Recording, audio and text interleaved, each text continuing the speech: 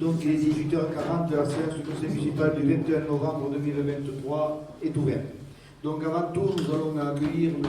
Sylvain Duguet, donc on n'a pas pu l'accueillir lors du dernier conseil municipal à raison de Covid, donc il vient remplacer Mme Gabrielle Guinaudot, démissionnaire. Et en deuxième temps, nous allons également accueillir Mme Souad Rafiki, qui vient aujourd'hui compléter le conseil municipal en remplacement de M. Lopar, démissionnaire, M. Quentin Lopar, démissionnaire. Donc je vais procéder à l'appel pour vérification du quorum. Philippe Blanquet. Présent.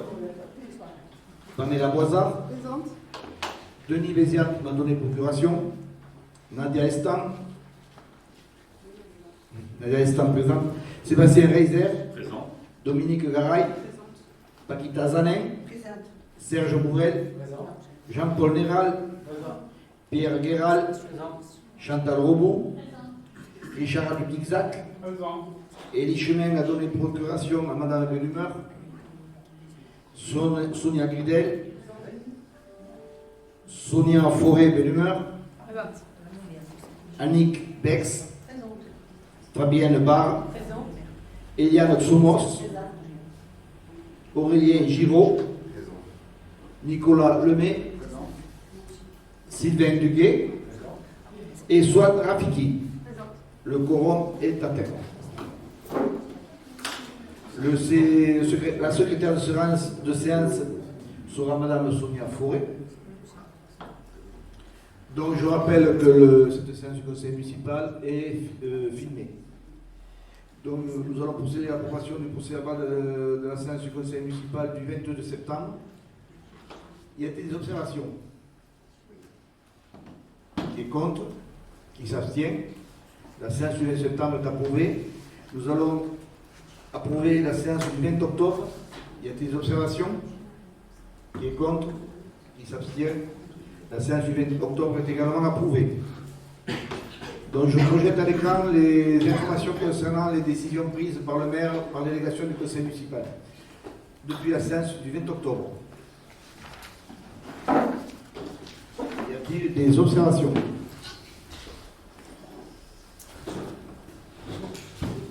Michel. Je fais oui. Fabien. Alors, il y a pour le 20 octobre, le remplacement des chéneaux de la maison de la culture. Donc, je voulais juste savoir. C'est toute la, c'est le chéneau, je ne suis pas sûr que ce soit le terme bien approprié, c'est les gouttières. C'est les gouttières ouais. qui étaient à remplacer.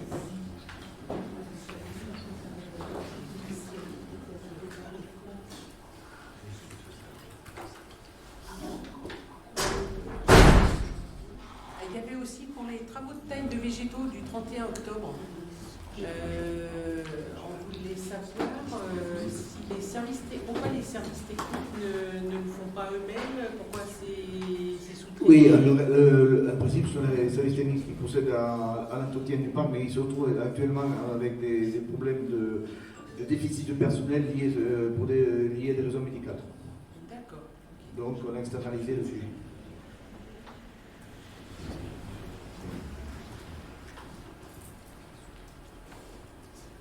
Concernant les décorations de Noël, ça représente quand même un certain coût. La pose ou dépose, c'est... Ouais, oui, c'est récurrent chaque année en fin d'année. On a la pose et dépose des décorations lumineuses. Bon, effectivement, il y a un certain coût. Pas plus que l'année précédente. La partie... Non, pas moi non plus. Le truc, c'est qu'on se demandait s'il n'y avait pas une réflexion à faire sur comment un peu réduire la réduction que nous avons entamée, elle se fait sur la durée de l'éclairage. On a réduit la durée d'éclairage déjà l'année dernière, je crois les années précédentes. Oui, l'année dernière, on avait réduit de 11 jours, je crois, la durée de l'éclairage. On a réduit. Mais par rapport à la pose et à la dépose, c'est une entreprise qui le fait, c'est l'entreprise qui fournit en fait les éclairages. Et donc chaque année c'est à peu près le même coût, ça ne peut pas être moins, c'est toujours la même société. Ou alors la solution ça serait qu'il n'y ait pas d'éclairage de Noël, mais c'est un peu tristounet quand même. Hein. En plus il y a certaines lumières, c'est un plan triennal, c'est-à-dire ça fonctionne dans celles qui sont sur le pont, etc. Oui, c'est mutualisé. Au bout de 3 ans après, soit c'est le Vernet qui récupère, c'est mutualisé avec le Vernet, soit c'est le Vernet qui récupère, soit c'est nous qui récupérons, et après on les repositionne ailleurs. Et après on les a les lumières, donc c'est vrai que c'est dommage de faire à moins. Par contre, c'est vrai que c'est plus judicieux, je pense, ce qu'on a fait, c'est-à-dire de ne pas démarrer trop tôt et de ne pas laisser pendant trop de temps en janvier. Après, voilà, je ne sais plus ce qu'on a décidé comme date. Au niveau de la durée d'éclairage, on éclaire début décembre jusqu'au marché de Noël et ensuite on éteint. Et on repart, moi j'ai suggéré à M. Piron au niveau des dates, on repartirait vers le, je sais plus, le 18 non, c'est environ vers le 21 Noël, le 21 décembre, nous allons 21 jusqu'au 8 ou 9 janvier, mais un peu plus tard, je crois qu'ils ont, c'était ciblé le 16 janvier, mais on va réviser notre copie là-dessus. Le 8-9, parce que c'est quoi, Chicago? Ouais, c'est en fonction de la disponibilité des prestataires pour enlever les décorations. Et on peut les allumer, voilà. Oui. Parce que l'année dernière, on avait fait à 8-9, c'était pas ça, ça c'est sûr. Non, c'est et clair. l'année dernière, on n'avait pas éclairé pour le marché. Parce qu'on ne va pas éclairer. On va pas, là, on va pas, certainement, on ne va pas éclairer pour le marché de Noël, puisque tout compte fait, on se rend compte que le marché de Noël ouvre, la lumière naturelle est déjà existante, et il est clôturé en fin de soirée, la nuit est tombée, il n'y a plus personne dans les rues. Donc, on n'éclairera pas pour le marché de Noël. Il y a de toute façon une réunion avec l'association qui organise le marché de Noël vendredi, et d'après ce que me dit l'association, eux, si on n'éclaire pas, ça ne les dérange pas. Donc, voilà. L'année dernière déjà, on n'avait pas éclairé parce que ça ne les dérangeait pas. Donc, moi je pense que c'est pas la peine de faire à moins sur les lumières, parce que Noël, ça reste Noël. Après tout, ça ne dérange personne de mettre 7 000 € dans un feu d'artifice. Voilà, c'est pas forcément la commune qui paye quand on fait la fête de.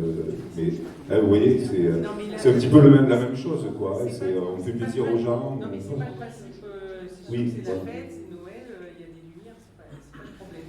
C'est de savoir s'il n'y a pas des façons différentes de faire la décoration de Noël et qui coûterait moins cher, c'est tout. Hein. Oui, des façons différentes. Nous en avons une exposée justement dans cette nomenclature.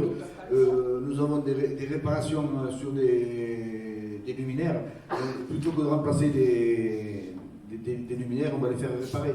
On viendra moins cher de les faire réparer que de les faire remplacer. Un exemple de recherche et d'économie.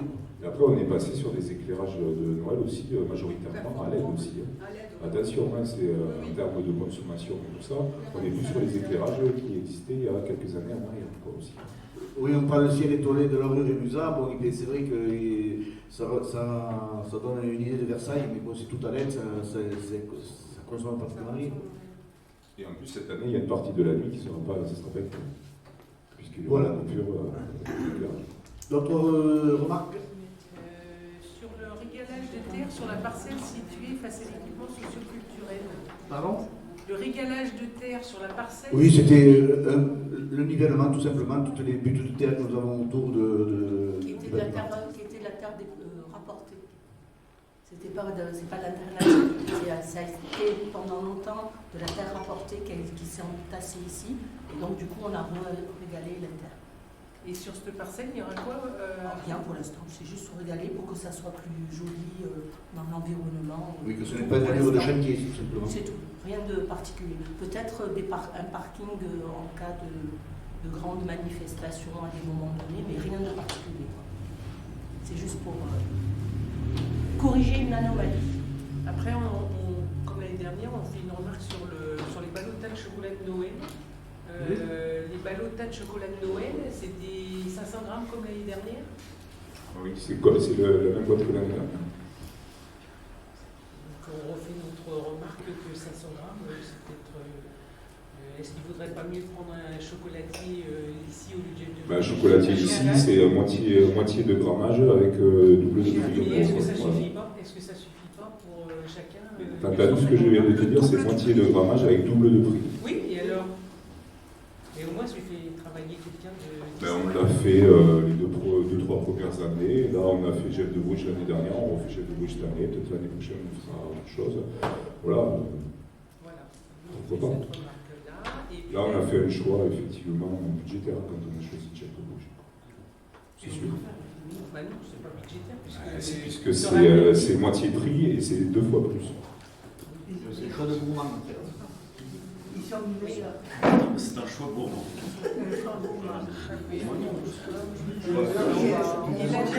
Et la dernière question, c'est sur le remplacement de la chaudière gaz de la médiathèque. Ça a été remplacé par une autre chaudière gaz ou comment, c'était prévu? Il y a eu une panne? C'est remplacé par un équipement semblable. La seule différence, c'est que la salle d'exposition que nous avons sur le côté va être isolée de la chaudière, de manière à ce qu'on ne chauffe pas inutilement cet espace lorsqu'il n'est pas utilisé. Il va créer 2 zones. Du coup, il sera chauffé par quoi, du coup? Non, Ça c'est sera pas chauffé. Quand- lorsqu'on aura l'intérêt de chauffer cet espace Oui. d'exposition, on le chauffera à partir de cette chaudière. Il y a un système de bypass qui va être mis en place. Et pourquoi reprendre une chaudière gaz? Il n'y avait pas une réflexion à faire sur le type de chauffage? Enfin, je ne sais pas, le gaz n'est pas super... Oui. Oui, non, mais Après, des solutions techniques, pour répondre à la question, des solutions techniques type pompe à chaleur, parce que finalement il ne reste plus que ça, il faut une unité extérieure. Donc, qui nous dit unité extérieure, vu la configuration, c'est pas possible. On peut trouver des systèmes à unité intérieure, mais il faut une chaufferie spécifique qui n'est pas la taille d'une chaudière murale gaz traditionnelle. Donc franchement, en solution technique, il y avait très peu de choses, à part mettre des radiateurs électriques, et là, ça serait une vraie dégradation. Sauf si tu mets des panneaux photovoltaïques. Sauf que pour mettre des panneaux photovoltaïques, il faut que le toit vous appartienne, ce qui n'est pas le cas.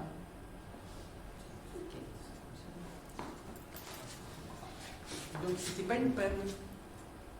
c'est une usure. Si, c'est une panne. C'est enfin, Ça change de panne. C'est une panne, oui.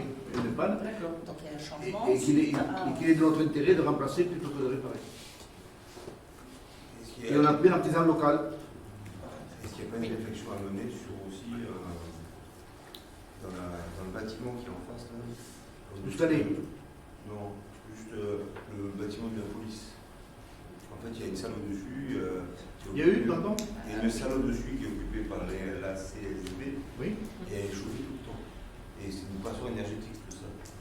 Et donc du coup, est-ce qu'il ne serait pas l'idée de mener quelque chose sur un audit sur la consommation du gaz pour voir les pièces vraiment isolées qui en se disant là peut-être qu'un chauffage d'appoint pour 1 heure par semaine ça suffirait et pour que le chauffage il y a peut-être des endroits à réfléchir sur la ville de Monaire pour essayer de Alors, il y a une réflexion qui est menée, puisque vous le verrez dans les fiches actions du centre, donc, qui vous a été envoyé. Vous avez une fiche action avec un moment où c'est écrit Facility Management. Dans une des fiches actions. Et la fiche action, là où c'est écrit Facility Management, c'est ça. Ça veut dire effectivement un outil qui permet de visualiser l'ensemble des bâtiments publics pour pouvoir les gérer point par point. Donc c'est ce qui est prévu à terme. C'est bien la réflexion qui va être menée.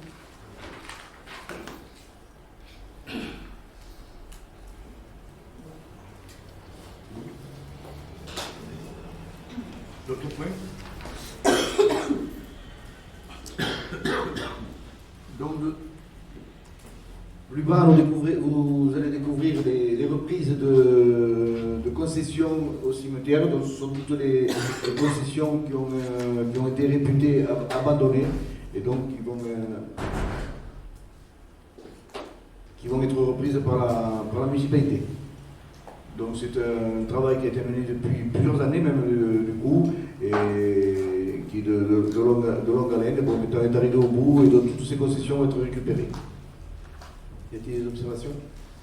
Parce que là, il y a des noms de familles qui sont connus dans le Monaire, Oui, c'est vrai. et ils n'ont pas. Non, moi ça m'interpelle également, puisque j'ai beaucoup de noms qui me sonne dans les oreilles. Et effectivement, les vérifications ont été faites à ce sujet. Nous avions fait une première liste, nous avons eu un recours, une personne qui s'est manifestée, et donc elle est restée telle quelle. Tout a été vérifié par la police municipale. Ça veut dire qu'il y a pas eu, sur cela, il n'y a pas eu de manifestation. Non, parce que c'est un sujet quand même sensible, vous comprenez bien qu'on ne joue pas avec. Ouais.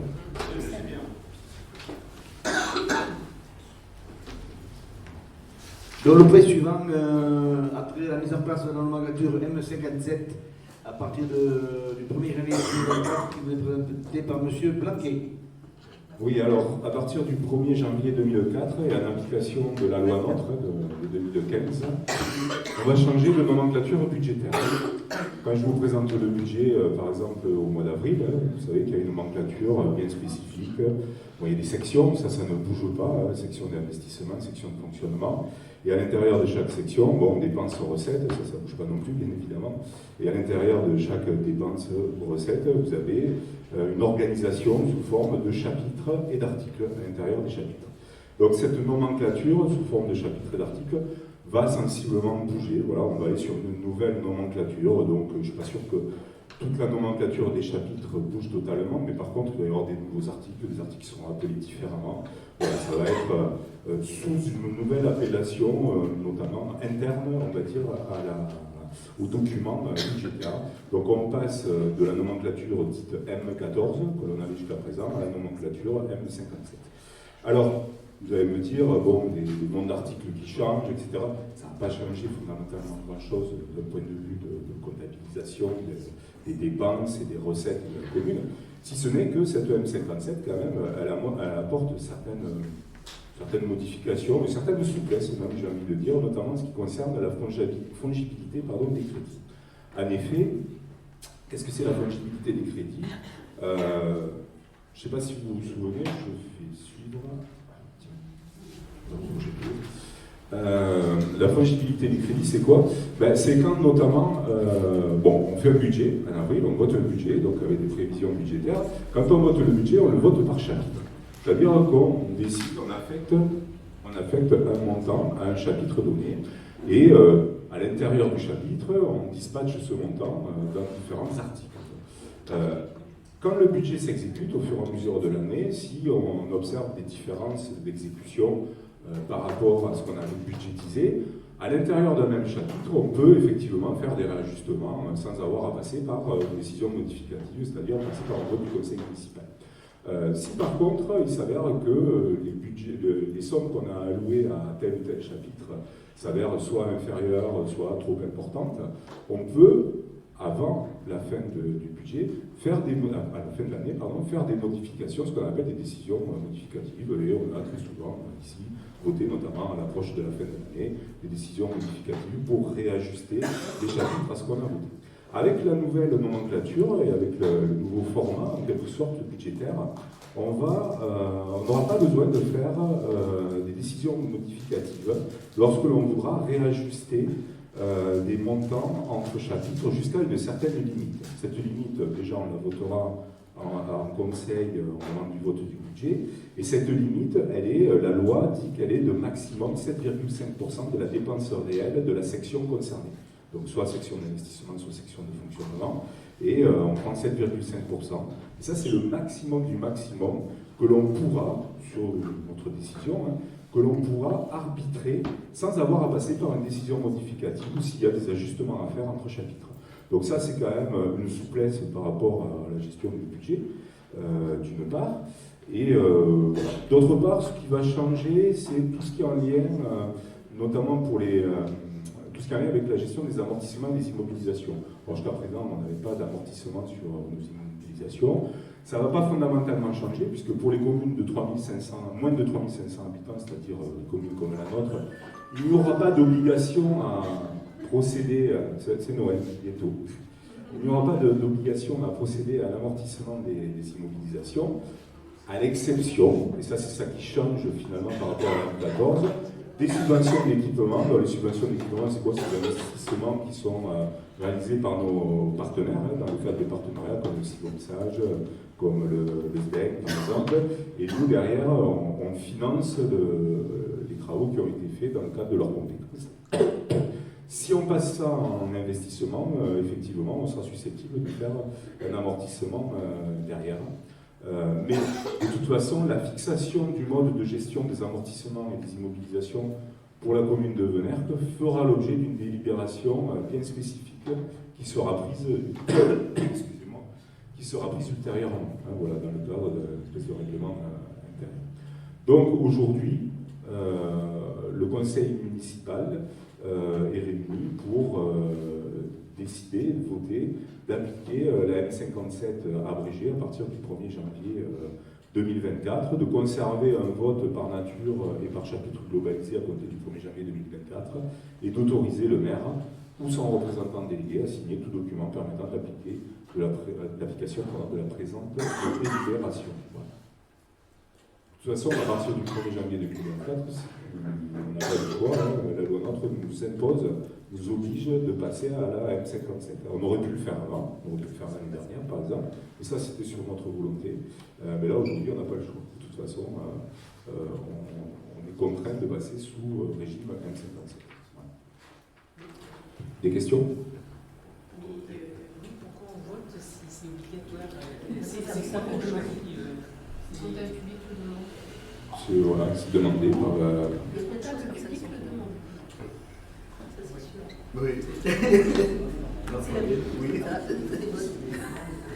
Oui. Parce qu'on vote aussi parce qu'on aurait la possibilité, sur décision, si on le voulait, de passer sur une M57 plus complexe, qui est obligatoire, non, mais je ne rentre pas dans le détail, mais qui est obligatoire pour les communes de plus de 3500 habitants. Je pense que c'est surtout ça. C'est-à-dire qu'aujourd'hui, voilà, pour les communes de moins de 3500 habitants, il est préconisé la M57, abrégée, qui correspond à ce qu'on avait, grosso modo, avec la M14 actuelle, hein, avec la différence de fragilité et d'amortissement. Et il y aurait la possibilité d'avoir un M57 beaucoup plus complexe, avec plus d'articles, avec des possibilités. Voilà, c'est tout. Mais aujourd'hui, on reste sur le choix qui est préconisé de la M57 traditionnelle. Voilà, si un jour on veut passer à une M57 plus complexe, déjà si un jour on franchit le cap des 3700 habitants, on passera naturellement. Et si on voulait le faire, on pourrait revoir la question. Mais pour l'instant, ce n'est pas le cas. Hein. Je vous rappelle qu'on n'est même pas à 3000, enfin on n'était pas tout à fait à 3000 habitants lors du dernier recensement. Alors, du coup, dans la conclusion, on délibère sur la M57 abrégée, c'est peut-être ça qu'il faudrait... Oui, mais c'est ce que j'ai dit d'ailleurs, parce que c'est marqué, hein, la M57 prévoit que les communes de moins de 3500 habitants peuvent appliquer... Oui, c'est pas dans la délibération, je l'ai rajouté, je ne sais pas si tu as remarqué comme je l'ai lu, et il faudrait peut-être le mettre de façon écrite. Comment ? Peut appliquer la M57 abrégée, c'est marqué. C'est marqué juste au-dessus. Dans la note ici. Oui, mais on vote sur le texte en dessous. Il est proposé du Conseil de délibérer sur la M57 abrégée afin d'adopter la mise. C'est bien les trois lignes, les trois dernières lignes qu'on vote. Les comptables de la M57 avant la virgule abrégée. Moi je l'ai ajouté en. Pardon? Non, en fait, si vous voulez, on est obligé. Pour ne pas passer à la M57 abrégée, vous devez le spécifier dans la ligne. Si vous ne le spécifiez pas, vous passez automatiquement oui, c'est pour ça que c'était pas abrégée. Oui, mais Vous enfin, avez moins de je 3500. pense que même pour nous, c'est plus clair de dire on passe à la M57 abrégée. Enfin, je sais pas. C'est d'ailleurs ce que j'ai dit mais... oralement, c'est ce que j'ai dit oui. d'ailleurs naturellement. On peut le rajouter, mais effectivement, c'est tacite. À partir du moment où on est de moins de 3500 habitants, c'est tacite. Voilà. Donc, on passe au vote, si vous êtes d'accord. Qui s'abstient? Qui est contre? Je vous remercie. Je continue, Michel, monsieur le maire. Alors, admission à non-valeur de créances publiques. Donc là, il est proposé quoi? Il est proposé au conseil municipal de délibérer afin d'autoriser l'admission à non-valeur de créances publiques d'un montant total de 3 234,31 €. C'est quoi l'admission à non-valeur? Enfin, c'est pas la première fois qu'on délibère dessus. Ce sont des créances, soit qui sont irrécouvrables, soit qui ont été éteintes par décision extérieure, en l'occurrence là par la commission de surendettement par rapport à des particuliers qui sont passés en commission de surendettement de la Banque de France et dont la dette a été annulée. Donc on a dans le lot là, des créances irrécouvrables, on a 2411,41 € qui ont été identifiés par le Trésor public comme créances anciennes et certaines non recouvrables, qu'on décide de passer à perte, c'est ça, l'admission à non-valeur finalement. Et il y a 822,90 € qui font partie de décisions liées à la commission de surendettement des particuliers qui a décidé d'annuler la dette de ces personnes-là dans le cadre d'un plan de recouvrement de leur dette.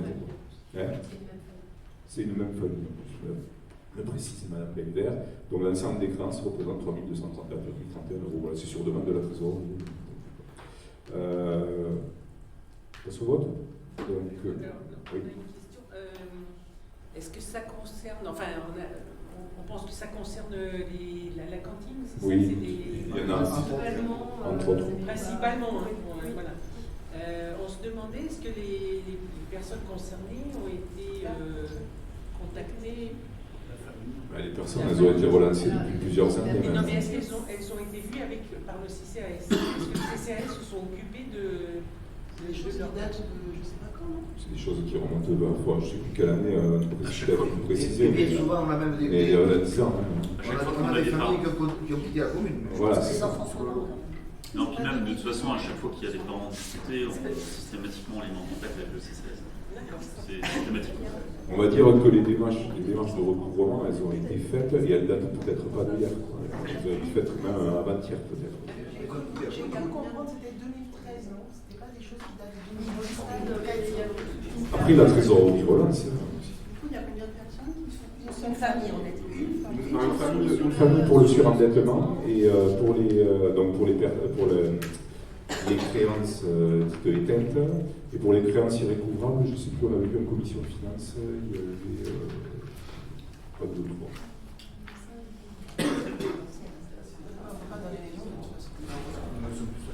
Oui, ça remonte, c'est sur la période 2011.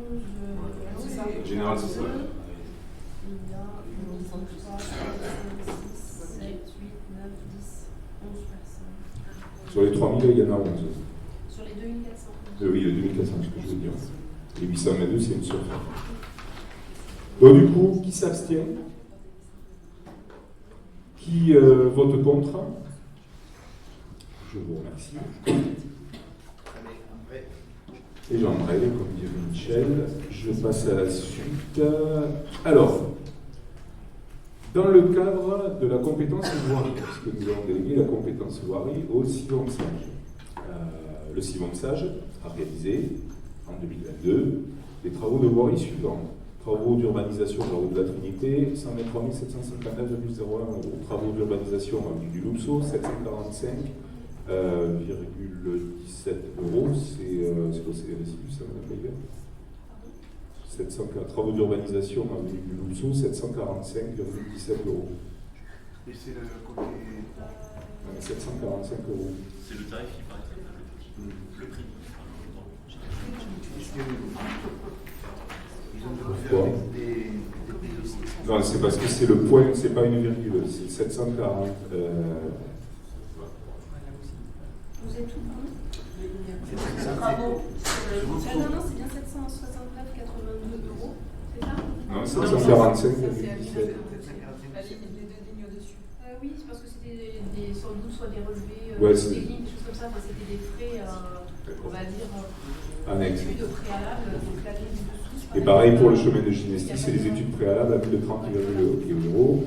Création d'un cheminement piéton, pareil 769,82 € et travaux réalisés dans le cadre du pôle routier investissement, 58 969,77 €. Donc en tout cas, l'ensemble des travaux de voirie réalisés en 2022 représente une dépense totale de 185 274,59 €. Alors, les syndicats, en l'occurrence, ou organismes avec qui on est en partenariat dans le cadre de compétences déléguées, réalisent les travaux. Donc, en l'occurrence, là pour la voirie, le Civonçage réalise les travaux, les finances, Et après, c'est nous qui les payons derrière. Alors on a plusieurs possibilités, soit on les paye en investissement cash, soit derrière on propose d'étaler le paiement comme on fait habituellement sur ce type de travaux dans le temps, ce qui est logique et cohérent puisque des travaux de voirie, c'est des travaux qui sont faits pour du long terme de toute façon.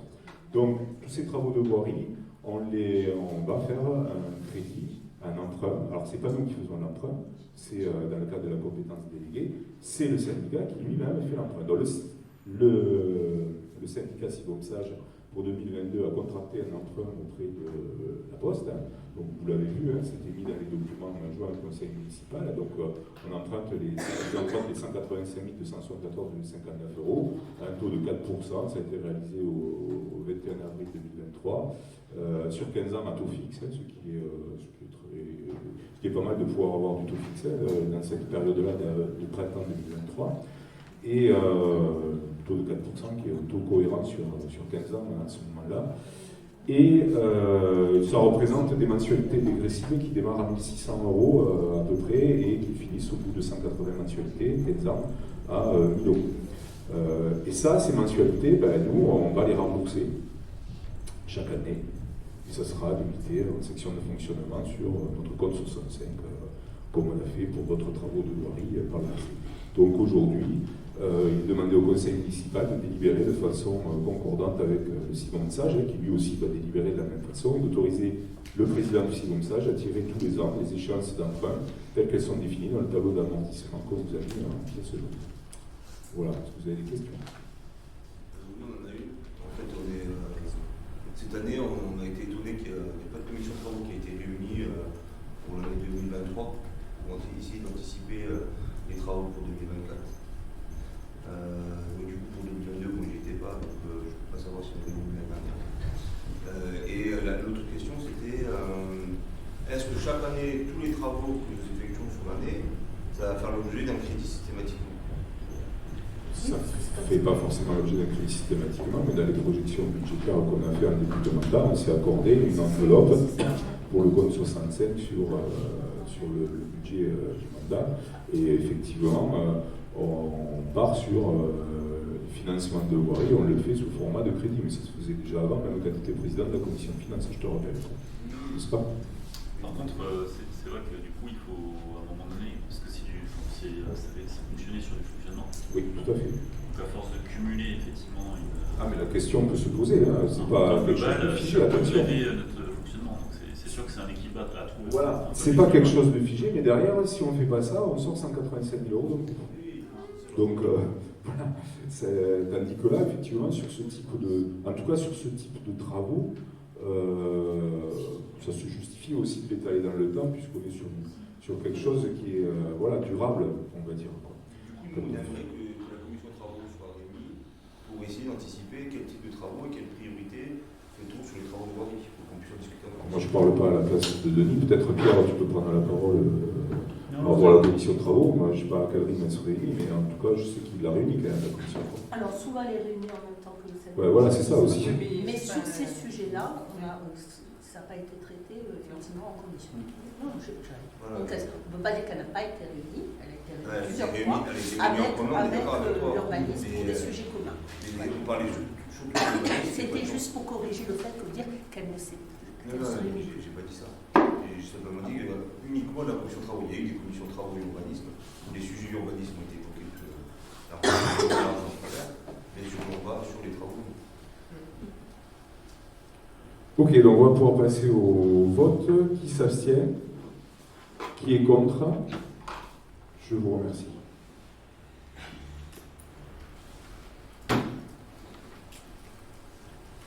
Donc, le présuivant suivant présenté par Mme Boisard a trait à l'attribution d'une subvention exceptionnelle au comité des fêtes. Oui. Non, je veux pas le micro, non. Ah, Covid. S'il te plaît, merci. Je vais parler fort. Donc, il y a eu la fête locale cette année où, en particularité, nous avons eu nos amis de Rivoli qui sont venus pendant la fête locale. Et effectivement, on avait voté une subvention pour le comité des fêtes pour l'organisation de la fête locale. et notamment pour ce qui concerne le déjeuner du dimanche.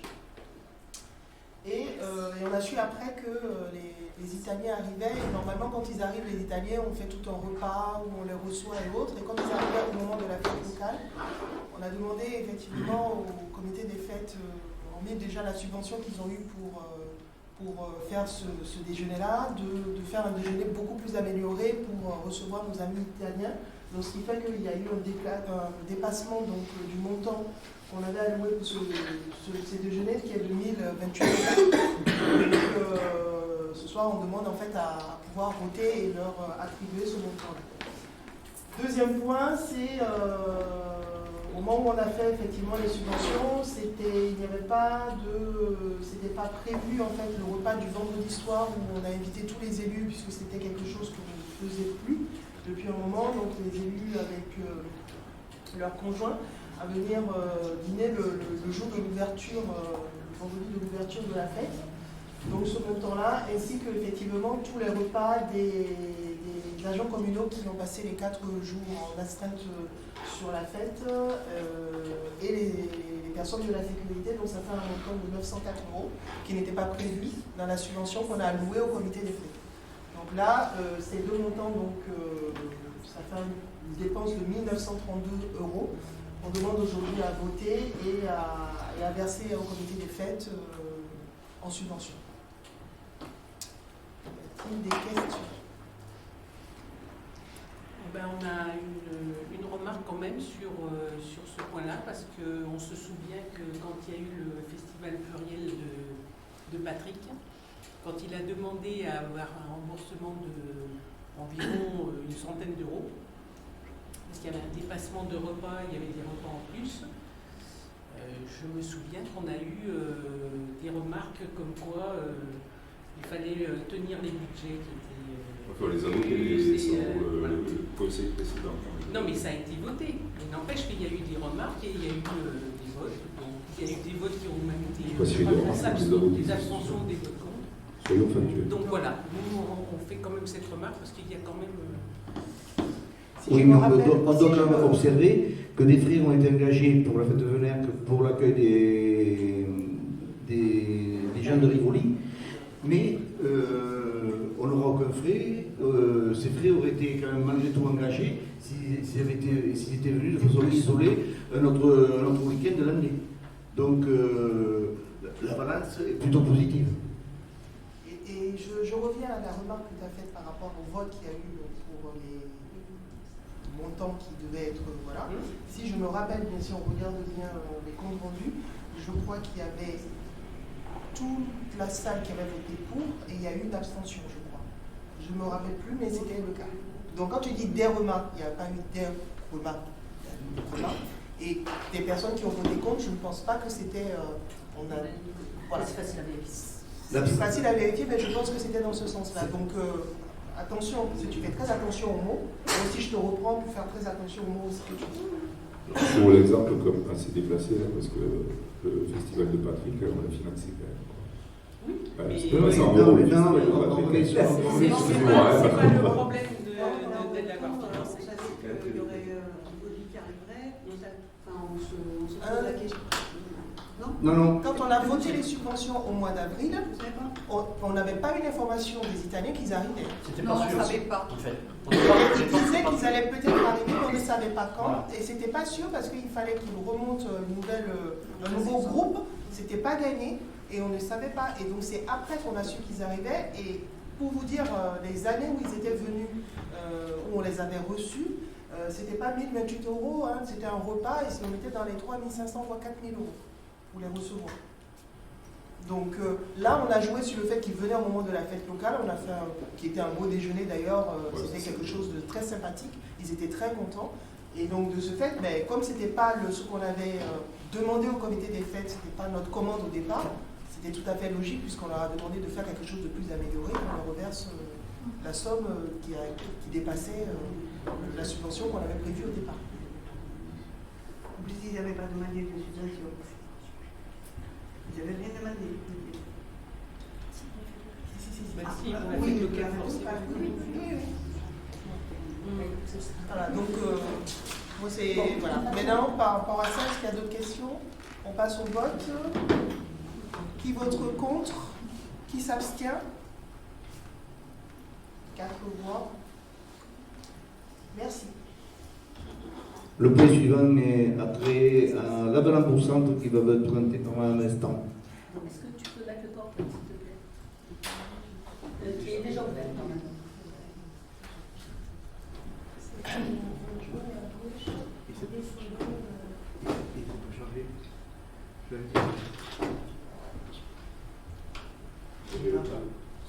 Non, c'est pas ça. C'est à gauche. À gauche. Non, mais je ne peux pas la mener en dessous. C'est pas Parce que là, c'est trop long. Parce que vous lisez les 50 feuilles, je pense que. C'est un résumé.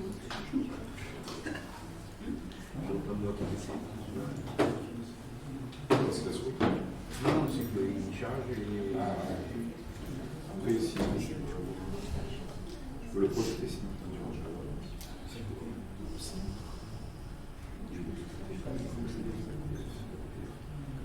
C'est un PDF ou c'est un PPT? C'est un PDF, oui. Ah oui, d'accord. Je l'ai transformé en PDF, donc ça soit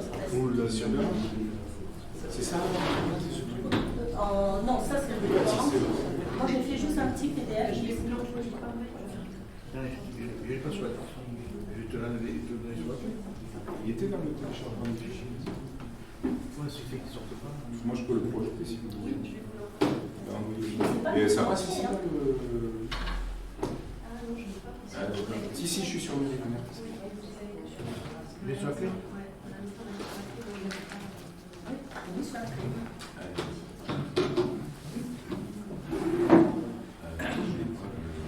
Non, mais c'est normal, il est que sur la clé.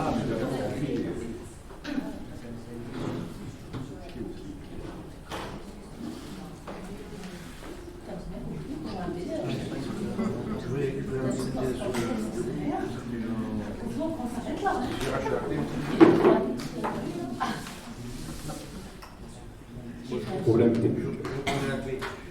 Donc c'est sur la...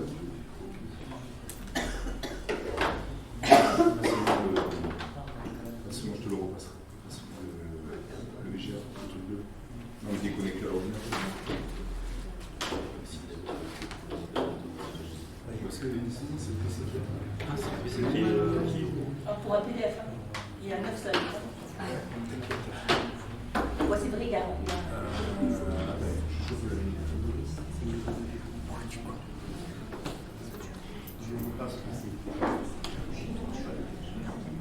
C'est à cause de ces élections. Donc, on parlera le match.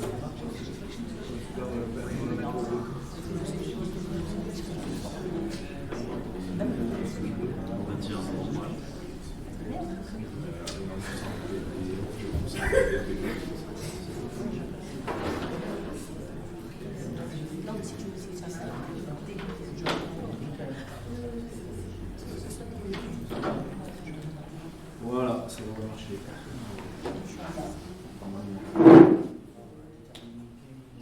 Pourquoi tu me fais ça? C'est bon, c'est celui-là. Tu peux passer à la page 8. Alors, je voudrais juste... Bon, c'est prêt. Voilà. Je voudrais juste rappeler le contexte de l'avenant du Bourg-Centre. C'est une contractualisation avec la région. Ça veut dire que, évidemment, ce ne sont que les projets qui sont dans le pacte vert, qui intéressent la région, qui sont dedans. Tous les autres projets de la commune qui ne rentrent pas dans ce cadre ne le sont pas, puisque c'est une contractualisation avec la région. Voilà. Donc, dans l'avenant, il y a 2 objectifs. Le premier, c'est de prolonger l'avenant qu'on avait signé le 12 juillet 2018 jusqu'au 31 décembre 2028, et en organisant une dynamique avec nos voisins, la Gardette-sur-Lèze et le Vernet, qui constituent le pôle de service au niveau du SCOT, et en actualisant nos enjeux de développement et les axes stratégiques de la commune, et du coup de mettre à jour les actions. Le deuxième, c'est le contexte et les enjeux. Donc, par rapport à ça, il y a une augmentation importante de la population, mais qui est conforme aux orientations du SCOT, avec 2813 habitants recensés en 2020, contre 2560 en 2017, et qui a pour conséquence une augmentation du nombre d'élèves, donc puisqu'on a 41% de plus en maternelle et 8,7% en élémentaire. Une augmentation du nombre de créations d'entreprises individuelles de la commune qui est très notable. Il y a la vente de l'ARCEA, qui est un point quand même stratégique aussi au niveau de la commune, et la révision du PLU. Donc il s'avère que, moi je pense que c'est une chance, on a toujours cette contractualisation qui vient en parallèle avec notre révision du PLU, donc du coup qui nous permet de mieux structurer et avancer là-dessus. Et je vous rappelle que le SCOT est lui-même en révision, d'où le fait qu'on avance en parallèle. Donc, pour rappel, nous, on s'est bien axé sur ce qu'on a déjà débattu ensemble, c'est-à-dire les actes du PADD. L'axe 1, c'est conforter le rôle de polarité de la commune. L'axe 2, c'est de renforcer l'attractivité de la commune. L'axe 3, œuvrer à une évolution des mobilités et du territoire. Et l'axe 4, qui n'existait pas dans le PLU précédent, qu'on a ajouté dans le PLU précédent, on a ajouté dans ce nouveau PLU qui est en cours de réalisation, c'est un cadre de vie et une équité territoriale pour préserver durablement, c'est normal parce que le développement durable est devenu un axe majeur. Donc, pour rappeler, puisque vous avez le document entre les mains, que l'action 1, c'est favoriser le lien social avec le développement d'une programmation de l'espace socioculturel. Oui, d'ailleurs, on prévoit une réunion, je sais que ça fait longtemps que je n'ai pas réuni la commission, mais pour justement discuter de cette programmation le 19 décembre à 18h15. Une pérennisation des services publics de proximité avec la réflexion sur la construction de l'école maternelle suite à l'analyse du CAUE en plusieurs phases avec une intégration des élèves au fur et à mesure pour pouvoir respecter une pression financière. Développement de l'offre de services en direction de la jeunesse avec la rénovation du terrain de BMX et celui de foot. Le développement de la communication partagée.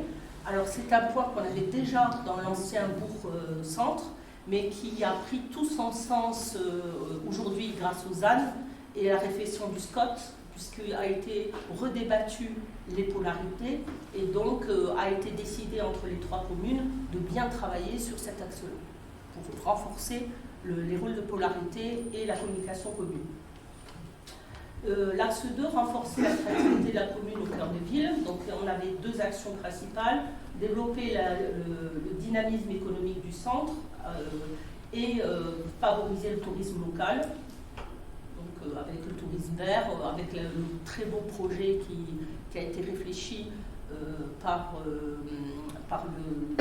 la commission extra-municipale sur, par exemple, le travail autour des berges.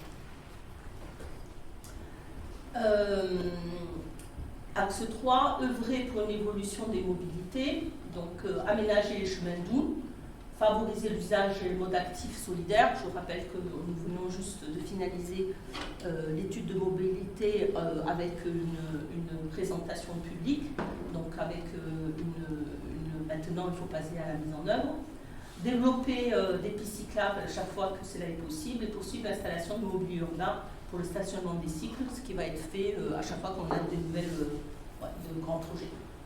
Accompagner la multimodalité, donc communiquer et favoriser la pratique du vélo avec des opérations qui sont menées plutôt au niveau du pays sud toulousain, des actions qui sont financées par des appels à projets. L'extension de la ligne TAD qui est en cours de réflexion, puisqu'aujourd'hui on a à nos frontières des transports à la demande qui sont, tissés haut plutôt, et une réflexion est menée pour voir si on ne peut pas déborder pour venir jusqu'à la gare du Vernet qui deviendrait un hub de mobilité. Ça sera soit par cette extension, soit par du LIO. C'est dans les mains de la région parce que c'est eux qui ont la compétence. Ligne LIO avec rabattement sur les gares, c'est ce que je viens de dire. L'axe 4, pour finir, un cadre de vie et à l'équilibre de territoire à préserver durablement. Développement durable, donc traitement des déchets verts, c'est un projet qui était travaillé en commission environnement, qui était une volonté de traiter des déchets verts au plus proche de la commune.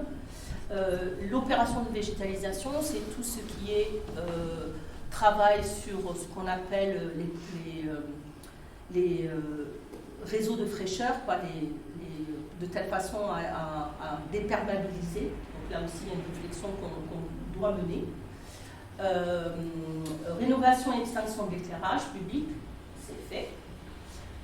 Généraliser le facility management, c'est ce que j'ai expliqué tout à l'heure. Donc c'est effectivement cette action qui va être amorcée par l'espace socioculturel, puisqu'on a mis en place une solution technique et qui va être à terme sur l'ensemble des bâtiments publics pour pouvoir gérer au mieux la régulation zone par zone, on va dire, ou bâtiment par bâtiment. Sachant qu'on a quand même la cantine, il y a déjà un système, mais qui, du coup, on va harmoniser tout ça. Et massifier les ENR, c'est le projet que je vais présenter tout à l'heure. Donc on l'avait pensé même avant, en réalité, l'obligation réglementaire qui nous a été imposée, mais donc avec une réflexion qui va jusqu'à une étude d'opportunité sur les bâtiments publics. Rénovation de l'école maternelle qui est confrontée à des problèmes de surchauffe. On a mis en place un film qui renvoie les rayons de chaleur, qui fonctionne plutôt bien, qui permet d'attendre en tout cas. Et rénovation de l'école élémentaire, c'est le projet de la création d'une nouvelle classe qu'on a tout juste entamée à l'étage pour anticiper, j'allais dire, si on a aujourd'hui beaucoup de tensions sur l'école maternelle, on aura demain sur l'école élémentaire, c'est une évidence. Voilà. Est-ce que vous avez des questions? Juste peut-être préciser l'intérêt de contractualiser ce contrat à la région. Alors l'intérêt de contractualiser, il est sur plusieurs axes. En tout cas, en ce qui me concerne, moi je le vois comme ça, j'espère que vous le partagerez. Le premier, c'est ça nous permet de structurer l'ensemble des projets qu'on a et qu'on puisse aussi bien anticiper pour qu'au niveau du PLU, on essaye de bien anticiper tout ça. Aménagement du territoire. Évidemment, n'est que dans cette contractualisation que ce qui intéresse, comme j'ai dit, le pacte vert de la région. Et la deuxième chose, c'est que comme ce pacte, même si c'est la région, il est co-signé par le département, par la communauté de communes, par le pays sud-toulousain, ça permet à, on va dire, à nos partenaires financeurs, en partie, il n'y a que l'État qui est d'accord avec ce que j'ai cité, donc ça nous permet, dans une partie de nos financeurs, d'avoir une projection sur nos projets et donc d'avoir une lisibilité sur les financements qu'on va demander à terme. Donc c'est aussi une façon de doper nos financements.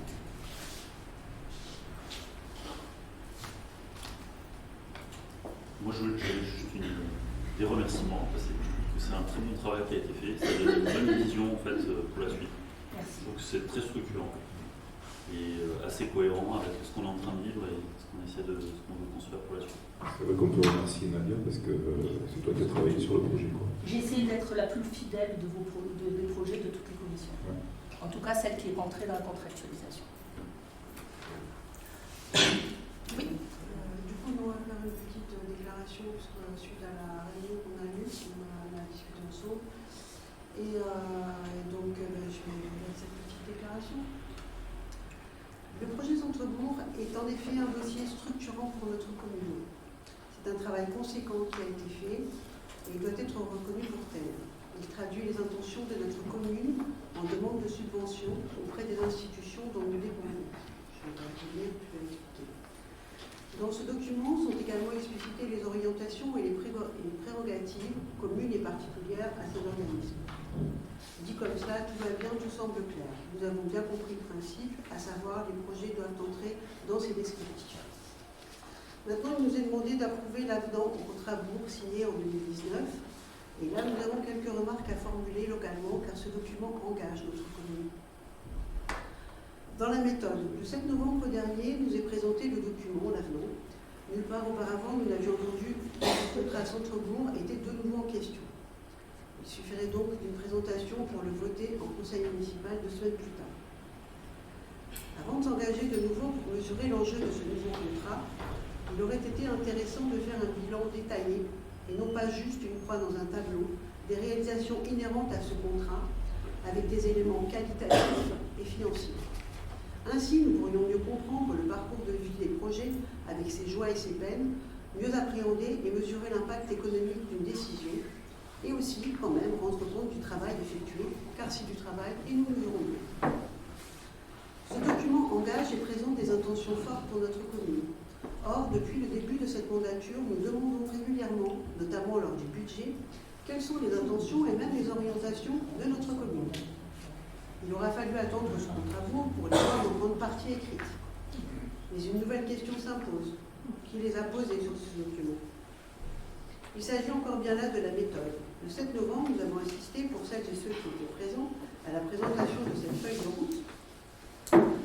Les points de travail en amont dans les commissions pour élaborer les réflexions collectives. Construire une école ou la rénover, c'est tranché puisque c'est écrit tracé. Que faire du bâtiment existant? Quel coût global?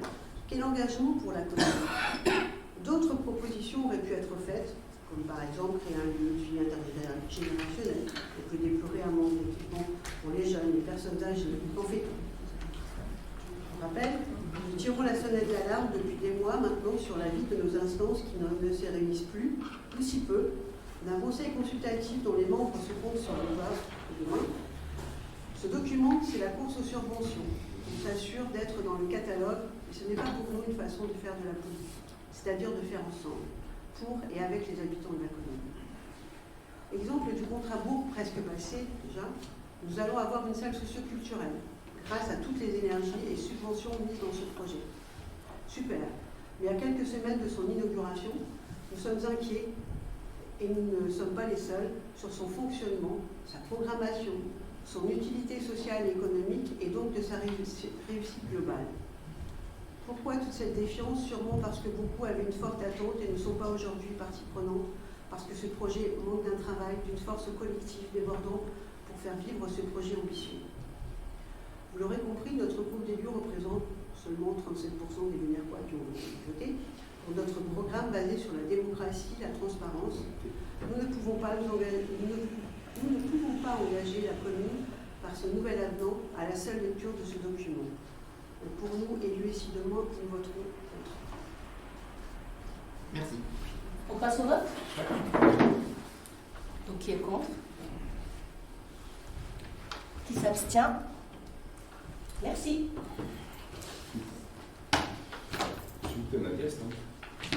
Très bien.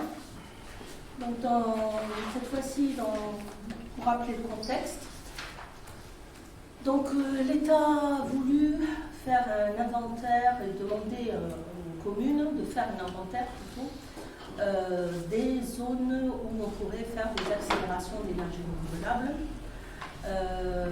afin de faciliter, en tout cas c'est comme ça que je le présente, les autorisations lors de demandes de porteurs de projets.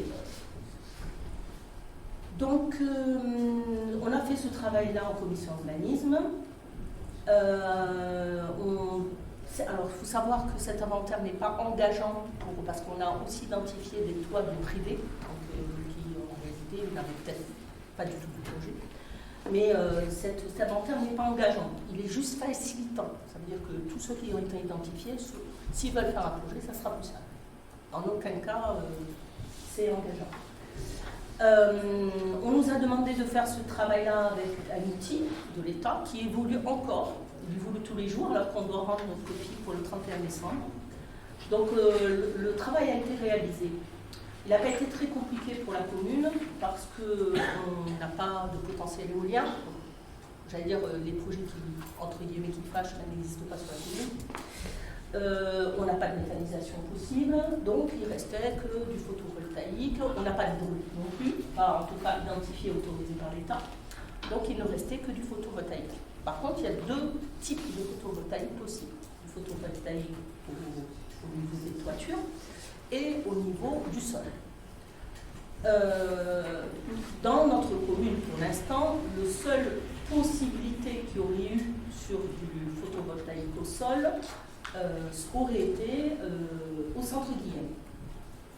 La commission a travaillé et n'a pas, nous, de potentiel photovoltaïque au sol.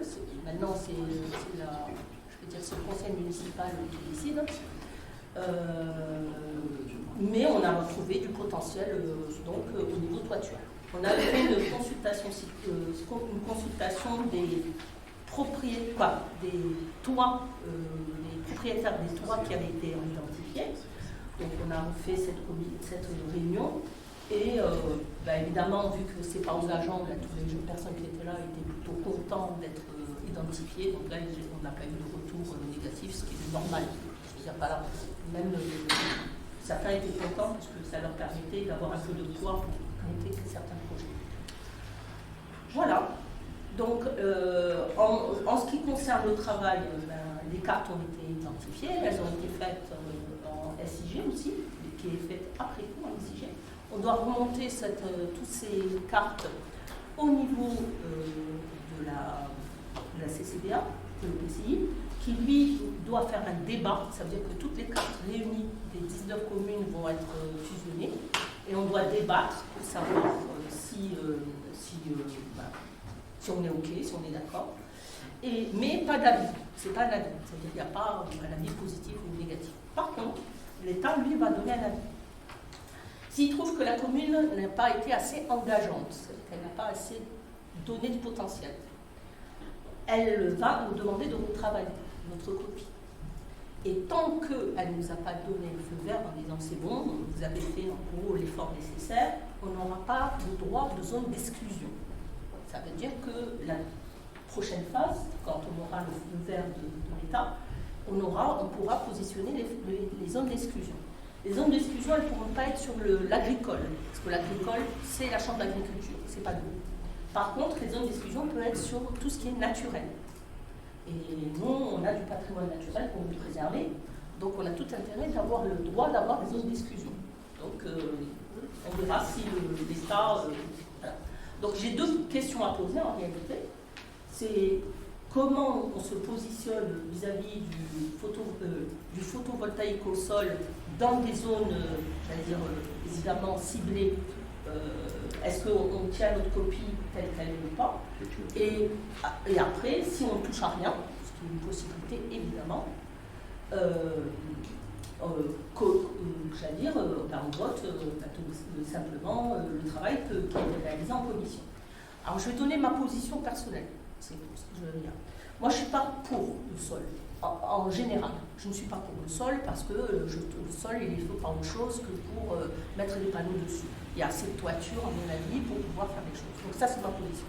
Cependant, je mettrai à cependant, on a un vrai problème avec le centre Guillaume. Aujourd'hui, il n'y a pas de repreneur.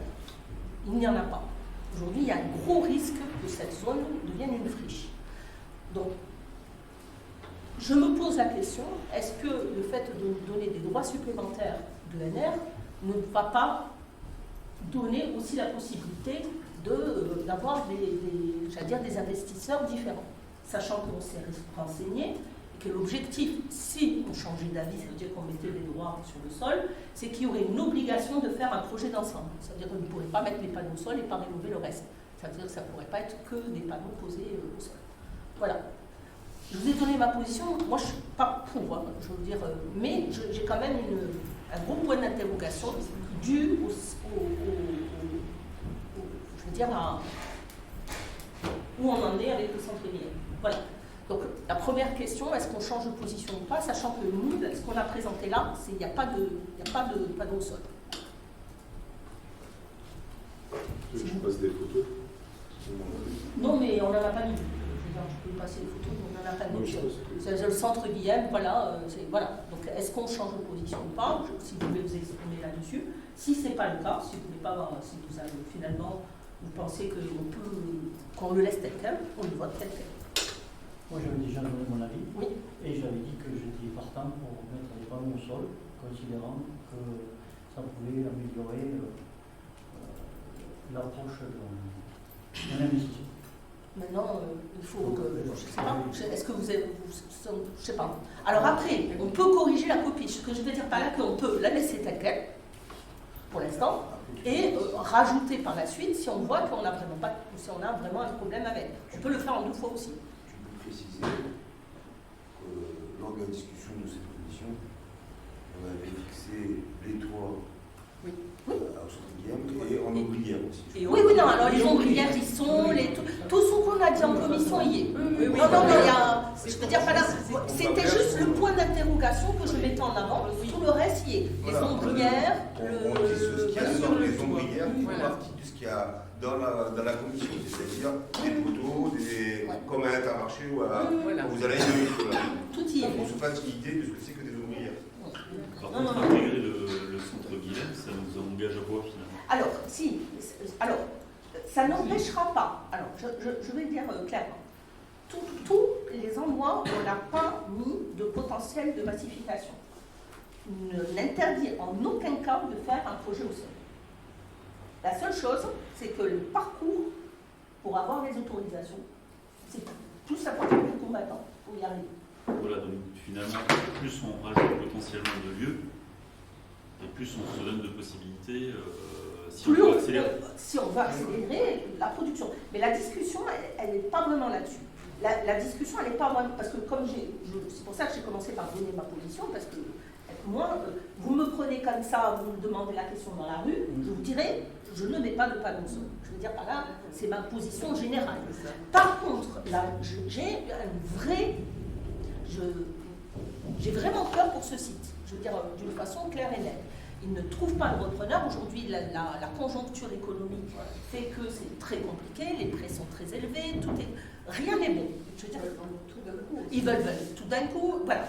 Et que potentiellement, il y a plus de rentabilité s'il y a une grosse opération de production linéaire, sol comprise, que s'il n'y en a pas.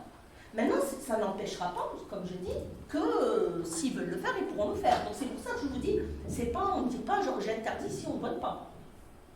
C'est juste qu'on pointe. Ça veut dire... ça n'engage pas, tu l'as dit. Non, mais on pointe. Ça veut dire que s'il y a des grands porteurs de projets, c'est ce qui va se passer quand toutes ces cartes vont être publiques. Les porteurs de projets qui vont vouloir chercher de la rentabilité vont aller chercher là où c'est le plus facile. Oui, on sent que forcément ce site va être ciblé assez facilement. Il peut être ciblé assez facilement. Mais attention, on le dit qu'on ne ferait que si on met une opération de rénovation d'ensemble. Ça veut dire qu'en aucun cas, ils pourraient faire ça sans rénover les bâtiments et qu'ils soient usés. Il ne faut pas juste qu'ils utilisent Bien la sûr. surface. Et ça, j'ai vérifié avec Artelia. A priori, il y a des moyens de le positionner. Maintenant, alors voilà. Donc, ou bien on dit, on fait rien maintenant, parce qu'il va se poser d'autres questions lorsqu'on travaillera sur le PLU, mais bon, on ne peut pas en parler maintenant. Mais on peut dire, on fait rien maintenant, et après on complète un carte. Ça m'étonnerait que l'État ne nous autorise pas de la compléter, à terme. Ou bien on dit, on modifie cette carte, on en rajoute. Maintenant, moi, je veux dire, cette décision, nous, moi, je n'ai pas voulu qu'on tranche ni. Enfin, nous, non, mais la commission, par rapport à la commission a joué la prudence, c'est-à-dire qu'elle ne les a pas mis au sol, pour l'instant, même s'il y avait quelques-uns qui avaient des avis contraires. Maintenant, c'est à nous de prendre nos responsabilités d'une façon ou d'une autre. Donc tu veux qu'on vote là Juste d'avoir un avis. Au-delà du vote, un avis.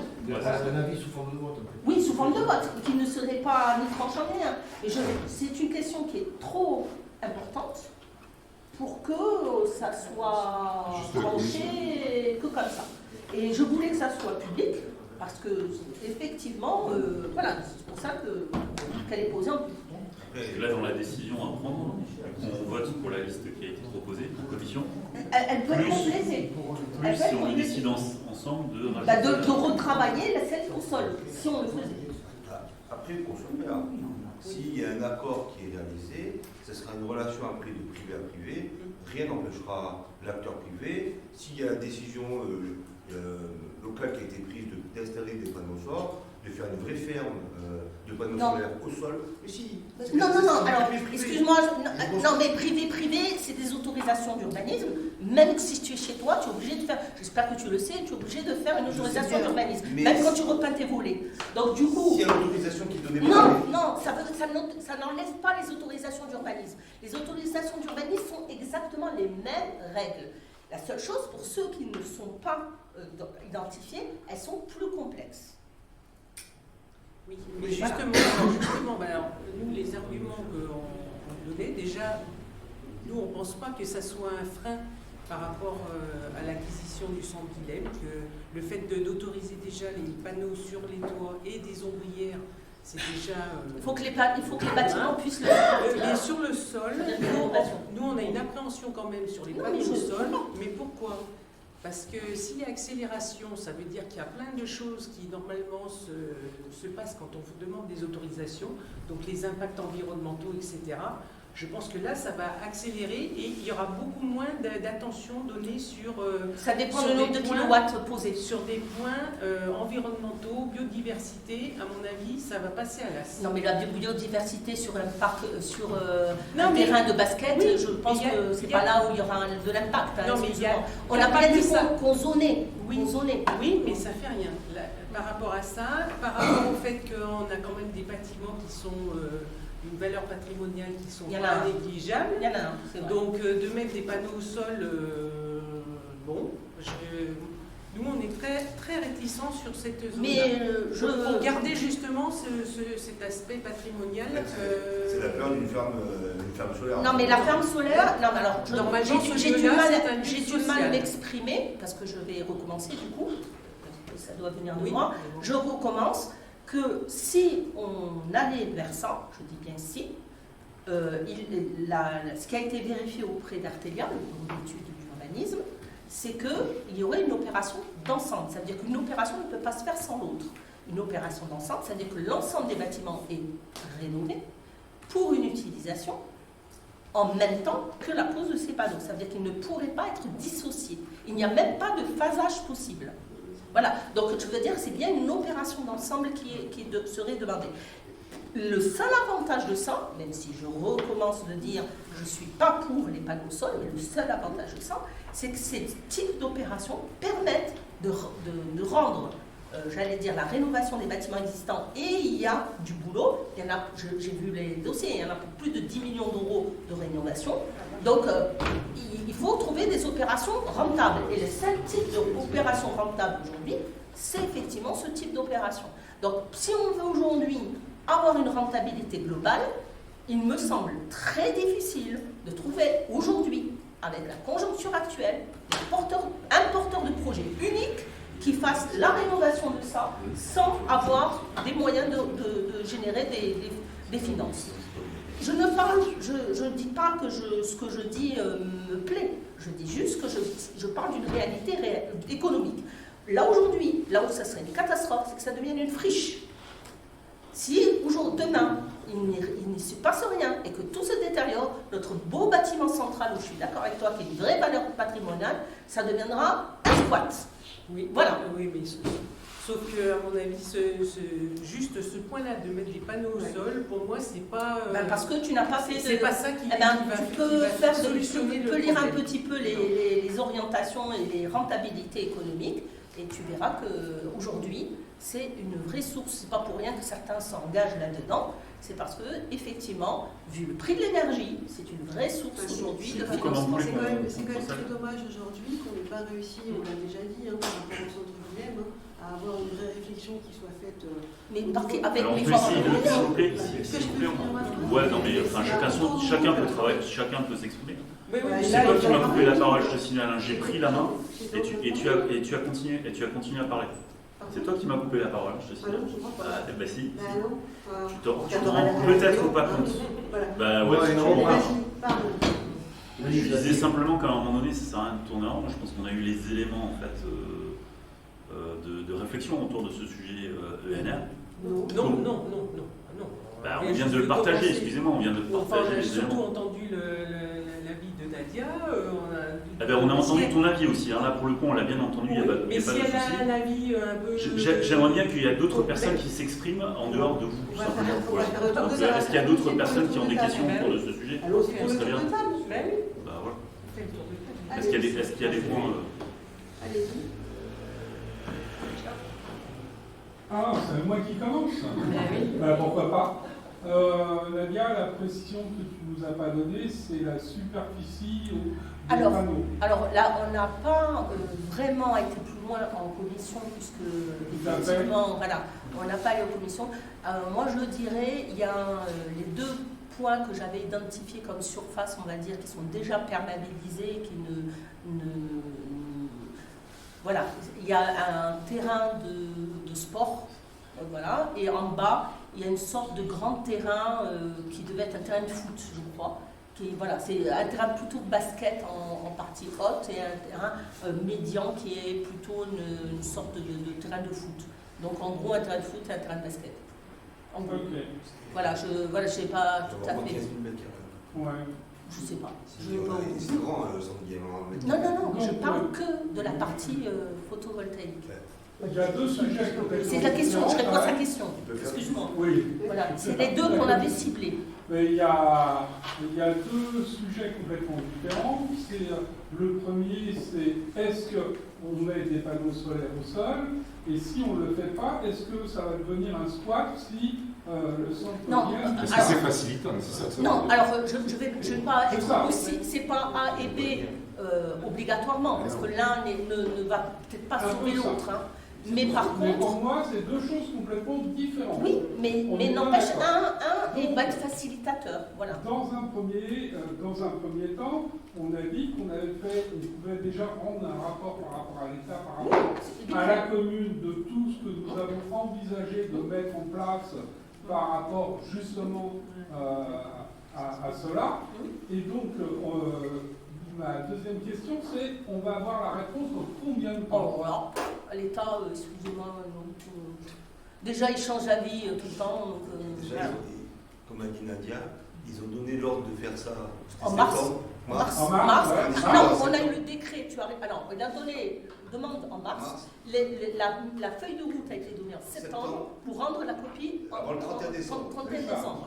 Mais moi, tout ça, je suis au courant des dates, bien précisément. Par contre, moi, ce qui m'intéresserait de savoir, c'est cette copie, on va avoir une réponse quand, quoi. Ah ben, alors ça, je ne peux pas dire.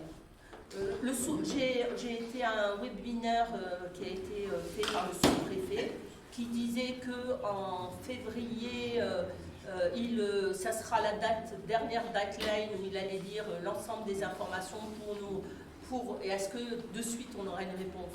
Il ne l'a pas donné, mais il a dit que c'est là où il irait. Voilà. Donc, à part ça, j'en sais rien. moi, dans un premier temps, ma réflexion reste la même que celle que j'ai eue en commission. Moi, je préfère, dans un premier temps, s'abstenir par rapport au panneau au sol. Envoyer notre rapport comme nous l'avons établi en précisant toutes les données que nous avons déjà effectuées, attendre la réponse de l'État, le cas échéant. De toute façon, ils en voudront toujours plus. Donc, le cas échéant, si ça ne leur convient pas, à ce moment-là, on leur proposera ces panneaux au sol par rapport au centre Guillaume. Deuxième intention. Il y a un porteur de projet qui vient, qui se ramène, qui dit nous pourrions négocier, si vous mettez des panneaux au sol, là peut-être que la négociation au sein de la mairie irait beaucoup plus vite. Peut-être. Surtout si Peut-être. il met sur la table le rachat entièrement du centre Guillaume et 10 millions à côté. Peut-être. Alors, juste... Là, je pense qu'on serait quasiment tous d'accord. Je pense qu'on est tous d'accord là-dessus. Simplement, moi, la réflexion que je fais, c'est que ce que j'ai compris, attention, peut-être je vais l'interpréter, mais le fait de positionner déjà là les panneaux, c'est plus attractif parce que ce sera visible. Oui, que là, ton porteur de projet. Il verra quand même le porteur de projet. Mais bon, je suis assez d'accord avec ce que tu dis par contre sur le positionnement. Non, mais il a raison. Il a raison. Il a raison. Il ne va pas les positionner. Il va Oui, j'ai bien donner compris. l'autorisation de pouvoir. Oui, mais sauf que ça va être une banque de données. Ça va être une banque de données qui va être visible à l'échelle nationale. Sauf que ton porteur de projet, il va le voir. Voilà. Ou là, il va être. Tandis que Ça va celui dépendre. qui va voir que c'est C'est pas juste positionné, ça. qui va venir te demander pourquoi pas négocier, etc. Ça Ça nous va être un va petit peu complètement. compliqué. Mais bon, à un moment donné. Voilà. Oui, mais mais ça va mieux se dire des moi, choses. ce que je dis, c'est que même si on ne le met pas dans un premier temps, si on a un repreneur qui nous demande l'autorisation de mettre des panneaux solaires, pourquoi pas? Là, ça sera une autre discussion. C'est une autre C'est la même. discussion. Ouais, C'est une autre c'est discussion. Donc, Parce que là, ça permettrait d'ouvrir le truc. voilà, ça nous permet Mais pas sauf que d'ouvrir. ça sera pas plus. Donc, dans un premier temps, moi, mon idée reste la même. Pour l'instant, on présente notre dossier. Après, on le met sans les panneaux de sol. On attend la réponse de l'État ou une proposition d'un repreneur du centre Kylian avec des panneaux. Et à ce moment-là, on pourra évoluer. Ouais. Je suis OK. Ouais, moi aussi. Ouais, moi aussi. Bon, bah, c'est bien. Quelqu'un voulait rajouter quelque chose dans Ouais, bah, Oui, il y a quoi qui a fait la première? Ouais, tout à fait. Non, mais bon, c'est pas grave. Mais c'était pertinent. Moi, je me demandais, la superficie est déjà positionnée sur le centre Guillaume, donc le toit et les ombrières, et la différence que ça fait avec la superficie totale. Franchement, je pense que ça va presque doubler. Même plus. Ouais. Même plus. Non, c'est un vrai impact financier. Hein. Faut pas délirer. Hein. C'est un Il y a vrai d'autres impact terrains qui financier. peuvent être transformés aussi, faire une ferme agricole, une ferme solaire, parce qu'il y a vraiment du terrain sur Centrier, c'est vraiment plusieurs centaines de. Non, mais là, l'objectif, on est bien, je recommence parce que j'ai l'impression, c'est que pointer ce qui était imperméabilisé, pas du tout les terres agricoles. De toute façon, c'est même pas nous, c'est la chambre d'agriculture, voilà. Et il n'y a pas de terre agricole. Bien sûr que si, il y a des terres agricoles. agricoles. Bien sûr que si. Alors. Là, ça nous ressemble quand même. Non, On continue le tour de table, s'il vous plaît, parce qu'on a resté. C'est vrai. Oui, donc du coup, moi je serais un peu comme Richard, je pense qu'il vaut mieux. Voilà. Ok. Après, juste pour que vous sachiez, lors de la présentation publique, c'est-à-dire publique ciblée, on n'a présenté que ça. On n'a pas présenté d'autres options, parce que l'RCA était là. Jean-Paul, quelque chose à ajouter? Oui, tout ce que j'ai compris, il s'agit en fait de l'attractivité du Exactement. projet d'ensemble. Créer les conditions de demande supérieure, c'est qu'on a, on va dire. Comme ça, a priori, je me disais que dès lors qu'il y avait ultérieurement des processus quand même vernis qui permettent d'éviter les risques de dommages collatéraux, etc. Le fait qu'il y ait une liaison obligatoire avec le sujet des bâtiments eux-mêmes et de leur destination, ça sécurise un petit peu. Ah oui, mais c'est sûr que ça te sécurise, c'est sûr et certain. C'est bien pour ça que je me pose la question. Avec Richard, je me dis que peut-être il n'y a pas. On n'entame pas, entre guillemets, cette attractivité si on temporise un peu pour pouvoir créer cet échange avec ceux qui se manifesteront. Et il sera peut-être encore temps à ce moment-là de, comment dirais-je, lui donner du relief pour que.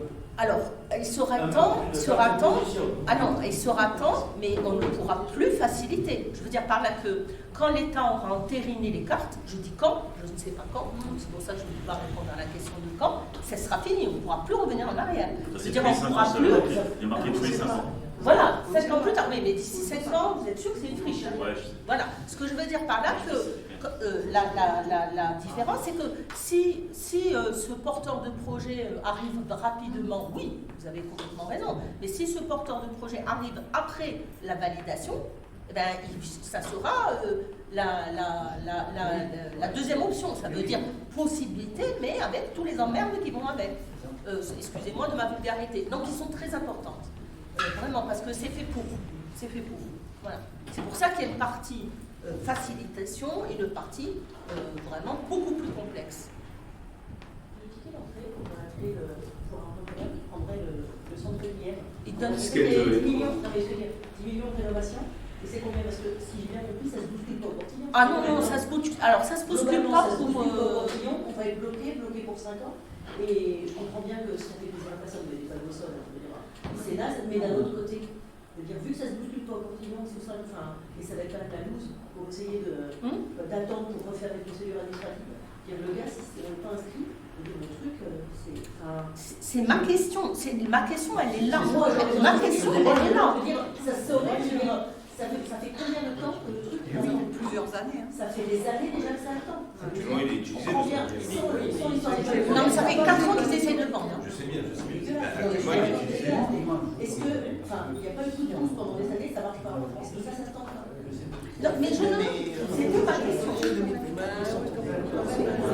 Fin 2024, c'est utilisé. C'est utilisé, mais fin 2024, ils sortent les locaux, ils sortent des locaux quand même. Le deadline, c'est fin 2024. Ils sortent des locaux. Serge, Ça ne va pas continuer à être utilisé à vitam aeternam. Moi, j'ai discuté, moi j'avais prévu de m'abstenir parce que je ne connaissais pas trop bien le machin. Et là, j'avoue, je me trouve le cul entre deux chaises. C'est filmé, les gars. C'est bien pour ça que je comprends. Si vraiment, comme je vous disais tout à l'heure, ça doit faire avancer l'éventuel repreneur, on remonte. À moins que justement cet éventuel repreneur dise moi je veux rien mettre au sol. Ah, mais ça, mais ça, il aura le droit.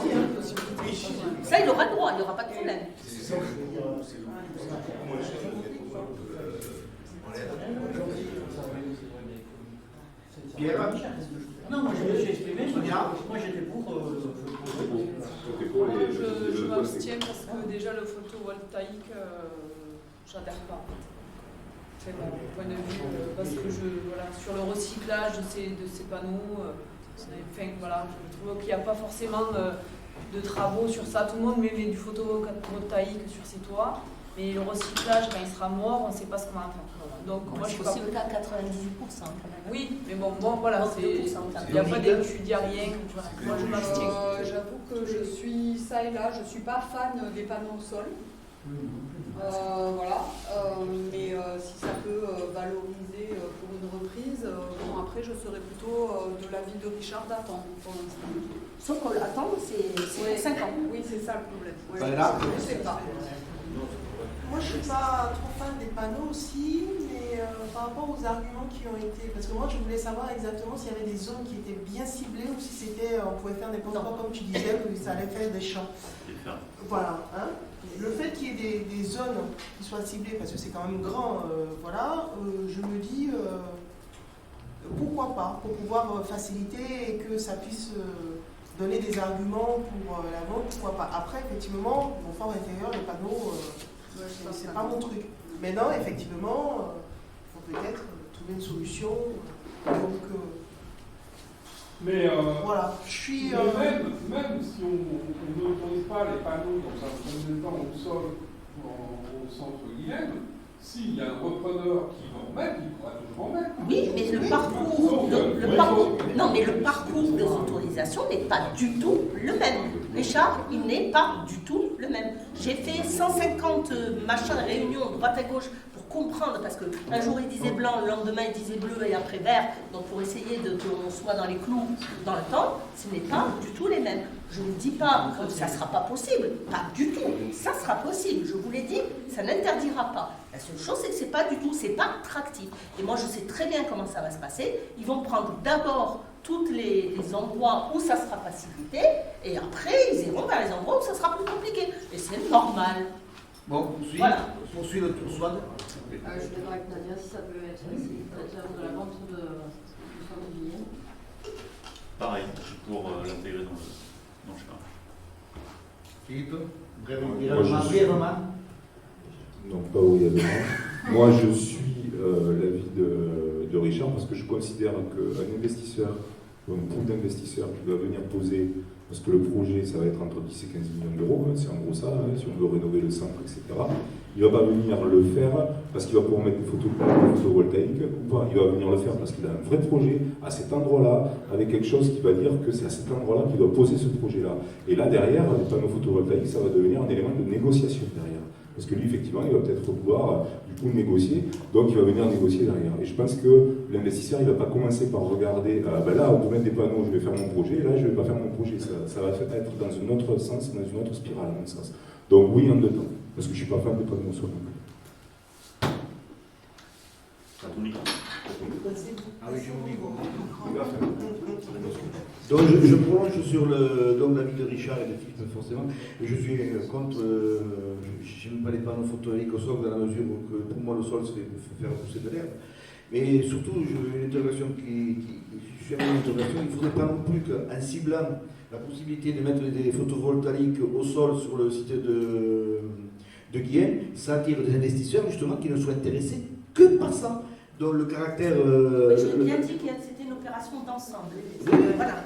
C'est-à-dire qu'il ne pourrait pas le faire s'il n'y a pas d'opération d'ensemble. Et là, c'est là où je rejoins. Ça veut dire que s'il n'a pas vocation à faire du site quelque chose, ça ne les intéressera pas. Par contre, s'il a vocation à faire du site, c'est un moyen financier de financer le reste. Et c'est là où je dis que c'est une plus-value. Attention, c'est différent. Là, il faudra peut-être lâcher. Non, on ne pourra plus lâcher parce que ça ne sera pas inscrit. Dans la mesure que c'est réversible, donc je préfère que ça se tienne de mettre pendant solaire. Oui. Non, je ne veux pas le micro. On ne va pas prendre les micros de pas. Non, je ne veux pas le micro. Moi, je suis contre les panneaux photovoltaïques au sol parce que j'ai vu des chantiers de photovoltaïques, c'est affreux. Si on coupe les arbres, vous pouvez mettre ça. Si on coupe les arbres, on peut mettre ça. Et après, c'est à l'acheteur qui décidera lui-même si c'est ce qu'il veut faire. C'est pas à moi de décider pour lui. Si on doit couper des arbres, non, mais là on coupe pas d'arbres, zéro arbre. Il n'y a pas d'arbres. Non, mais là où on va il n'y a pas d'arbres. On ne peut rien faire sur les panneaux photovoltaïques. On ne peut rien faire de tout ça. C'est une terre qui est perdue, et c'est dommage. Non, mais elle est déjà perdue. Quand amène, il y a des endroits, par exemple, je crois que c'est à Super U, à Aude, ils ont fait tout le... Non, mais ça, c'est les ombrières, elles y sont. Bon, mais ça oui, mais sur les supprimer de la terre pour ça, non. D'accord. Non, je suis contre aussi et je me dis profitons-en pour essayer de faire des économies d'énergie partout où on pourra. Alors moi je ne sais pas parce que je suis arrivé récemment du coup, ce qui a été réfléchi pour le projet Guylaine. Mais voilà. Ça pour les privés, donc on ne réfléchit pas. Oui, mais de voir s'il y a d'autres leviers que celui-ci. Malheureusement, pour les avoir accompagnés pendant plus de 2 ans, pour voir toutes les opportunités, le problème c'est que eux, le seul levier qu'ils avaient, ils en avaient un, mais qu'on est, à mon avis, déplu énormément à tout le monde aussi, c'était de faire un grand lotissement. Ça veut dire de tout raser et de faire un lotissement. Donc évidemment, c'était pas possible pour 2 raisons. La première, c'est qu'aujourd'hui, l'État veut qu'on centre sur les bourgs. Ça veut dire que toutes les constructions doivent être autour des bourgs, si ce n'est que pour la mobilité. Donc déjà, ce n'était pas possible. Et la deuxième raison, c'est qu'on a, vis-à-vis du SCOT, on a un nombre d'habitants à accueillir qui est connu à l'avance et que du coup, on ne se respecterait plus le SCOT. Donc eux, au départ, ils étaient... Juste, pardon, mais pas réouvrir un sujet. Voilà, non, c'est pour donner l'explication, c'est pour donner l'explication technique. Bon, ben moi j'ai Oui, t'as dit, oui. donc je suis contre. Donc moi je suis contre aussi parce que pour les questions écologiques et environnementales, le fait d'installer des panneaux photovoltaïques, surtout à une échelle un peu plus grande que la moyenne, et en même temps de respecter ce site qui est quand même un site remarquable. Et au nom de l'environnement, je ne vois pas pourquoi on passerait sur cette idée de pouvoir accrocher le financier, encore une fois. Donc je pense qu'il y a d'autres façons de prendre les choses. C'est pas simple, mais il y a des choses qui sont... Mais si vous avez une solution, moi je suis preneuse, hein, parce que ni l'ARCEA, ni son bureau d'études, ni le département, ni la région, ni l'État ont trouvé une solution. Moi, si vous avez une solution, elle est preneuse. Bah, je sais pas, non, moi je sais pas. Non, mais je veux dire, si vous avez une solution, je suis preneuse. Voilà. Giraud. Je me suis prononcé, je crois. Oui. Alors, Yann. D'après les panneaux solaires au sol, c'est pareil. J'approuve pas vraiment, mais comme disait Richard, on ne va pas voter les panneaux solaires pour les toits et puis attendre. Le retour, justement, si c'est suffisant ou pas. Ok. Sonia, je crains que, par contre, maintenant pas possible, une administrative, 5 ans plus tard, et une dégradation sans celui. En attendant, du centre-ville, soutient l'entrepreneur. Et je pense qu'il faut des sous pour tout. Et j'ai peur que sans la carotte, on est un tout, quoi. Ce soir, un vieux tablier. Et moi, je pense qu'il faut mieux un truc rénové, même si ça ne plaît pas plus que ça, les panneaux au sol. Je pense qu'il faudrait promouvoir et se débrouiller pour que ça ne s'écroule pas complètement et que ça ne se dégrade pas. Parce que dans 5 ans, voilà, oui, c'est jouable. Dans 5 ans, parcours du combattant plus 5 ans d'attente et 5 ans pendant ce temps, un gars qui veut reprendre, ça ne change aucun. Un gars qui veut reprendre, on lui dit, ah oui, on va pouvoir faire un truc dans 5 ans. Le gars, il n'a pas envie de faire un projet dans 5 ans. Il va faire un truc avec une échelle, un truc plus. Après, il pourra le faire, mais avec un. Mais voilà, et avec les démarches administratives, je ne dis pas qu'il ne peut pas le faire. Parce que quelqu'un qui aurait les sous et aurait un projet, je pense que ça faciliterait vraiment. Merci Sonia. Et Sylvain. Et Sylvain, pour terminer? Oui, je ne sais pas si je vais pouvoir résumer, mais enfin j'ai l'impression que... Ne résume pas. Je suis plutôt contre effectivement l'idée de voir une facilité supplémentaire pour un éventuel investisseur qu'on ne connaît pas, qu'on est hypothétisé. Ce gars-là, je disais, il n'y a pas. Aucun projet. L'État cherche, la région cherche, le département cherche, la cité applicative, mon collègue qui cherche. Oui, mais voilà, personne ça ne trouve. Bon, alors, est-ce que vraiment c'est bloquant pour un investisseur de l'installer au sol, alors qu'il peut l'installer sur un billard qui est au même endroit? Pas tout à fait, mais il peut. Non, disons que pour les ombrières sur le sol, c'est relativement limité, parce qu'on a de très beaux arbres, et là, il ne faut pas couper les arbres, et là, parce que toute la place des parkings, c'est là où on met les ombrières, il y a des arbres remarquables. Donc là, sur le Sanguier, les ombrières, même si on a mis, nous, potentiellement, mais elles sont plus complexes. La question, c'est peut-on mettre des ombrières sur le terrain? Ah oui, bien sûr, mais ça servira à la même chose. Ça ne fera rien d'autre. Ils ne seront pas au sol, mais ils seront en hauteur. Mais ça ne changera rien. Oui. Bon, alors pour résumer, on vote tel qu'il est aujourd'hui. Pour résumer, on le vote tel qu'il est aujourd'hui. Ça veut dire sans... Ouais, il me semble que la majorité... Mais on peut voter en même temps. Parce que la majorité est contre, donc... Non, mais c'est sûr. Oui, c'est sûr. Je pense qu'on La fait le vote. majorité, on a fait le tour, là. On a Il y a levé, une oui, on fait majorité le qui est vote. contre, donc on vote quelqu'un. Pardon. On va voter, mais en tout cas, c'est la première fois qu'on a un débat, qu'il y a un tour de table au conseil municipal. Donc là, on est contre. Décidément, toujours dans le petit pic. Hein. Non, mais non, au contraire. On va faire Donc, comme quoi, tu vois, on est mauvais. Comme quoi, tu vois, c'était important de te couper la parole. Tu vois, pour essayer de... On va procéder. On va pas faire une euro là, mais on va faire un vote. Alors, si vous voulez bien...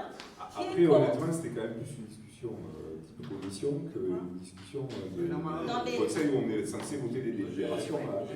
Mais bon, voilà. C'était intéressant. On n'a pas été taqué tout à l'heure. Qui est contre? Alors, du coup, tu parles de quoi? De la délibération? Qui est contre tel qu'il est aujourd'hui? Ouais, parce qu'on a décidé de la laisser dans l'état. Bah oui, on a décidé d'aller dans l'état. Donc, du coup, il n'y a plus de trucs. Qui s'abstient? Ok. Donc, une abstention. Donc, le point suivant, après à l'élection du membre du Centre communal d'action sociale, donc c'est lié à la démission de Madame Gabrielle Guinaudot. Donc je vous fais grâce de tous les textes qui sont en préambule du sujet. Donc le conseil municipal élu le 9 juin a été composé de Madame Boisat, Madame Robrou, Monsieur Reiser, Madame Zanem, Monsieur Néral et Madame Guinaudot, donc Monsieur Blanquet et Madame Bex. Donc suite à la démission de Madame Guinaudot, le 5 octobre dernier, son mandat de conseiller municipal, il convient de la remplacer. Donc, en application des dispositions de l'article R123.9 du Code d'action sociale et des familles, lorsque l'administrateur élu démissionne, il est remplacé par le conseil municipal qui suivait sur la liste des candidats présentés au moment de la désignation des administrateurs du CCS par le conseil municipal. Donc je vous rappelle que le 9 juin, lorsque cette élection a eu lieu, c'était une seule liste avait été présentée, donc on n'a plus personne à mettre derrière. Donc il convient de refaire une nouvelle élection. Donc est-ce que vous souhaitez présenter une liste? Fabien? Mais c'est la liste commune. Donc on fait une liste commune. Donc on va garder les mêmes éléments, donc mis à part Mme Dodo, qui est remplacée sous proposition de notre groupe par Mme Xomos. Qui fait déjà partie du CCAS. Mais en tant qu'elle était membre aussi, mais en tant comme elle est devenue élue, bah, du coup elle va monter en tant qu'élue. Elle bascule de casquette. Oui, elle change de casquette en fait.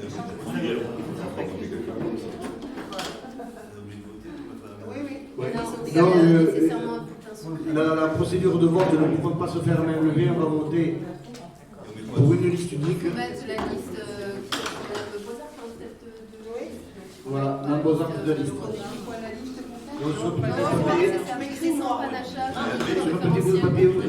Alors, excusez-moi. Alors, il faut qu'on, s'il vous plaît, il faut écouter la consigne parce qu'elle n'est pas simple.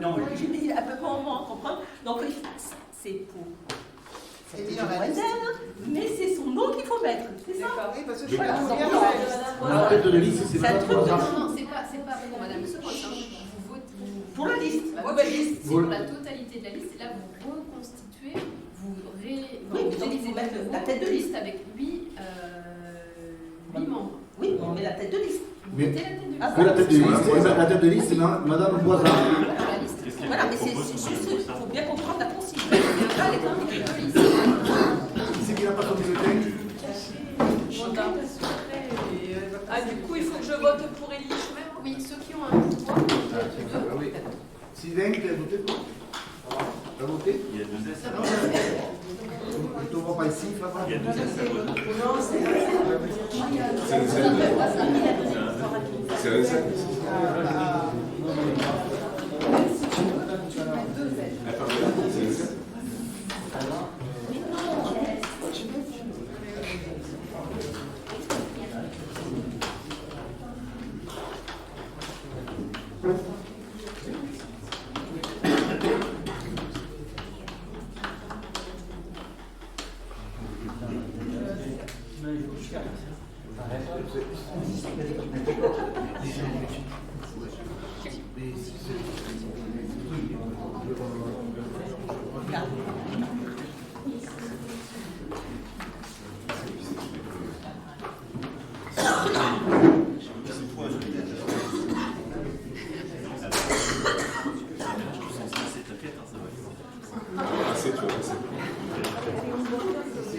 C'est que des coups. Alors, Madame Boisard. Allez, je pointe. Je pointe. Tu pointes Sonia? Oui.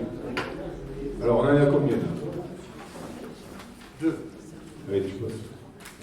2 Madame Boisard, c'est bon? Allez. Pamela Boisard, 3. Pamela Boisard, 4. Pamela Boisard, Madame Boisard, 5. Non mais arrête, oh là là. Madame Boisard, 6. Madame Boissard. Qui c'est qui a mis 2 S? 7. Boisard, 8. C'est qui a plié à tes cartes là. Ah, c'est vrai, j'aurais dû plier. Boisard, 9. Boisard, 10. Boisard, 11. Boisard, 12. Boisard, 13. Boisard, 14. Boisard, 15. Boisard, 16. Boisard, 17. Boisard, 18. Liste de Madame Boisard, 19. Boisard, 20. Boisard, 21. Au hasard, 22. Au hasard, 23. Madame Somos intègre le CCAS en tant qu'élu. Et la liste. Dans la liste.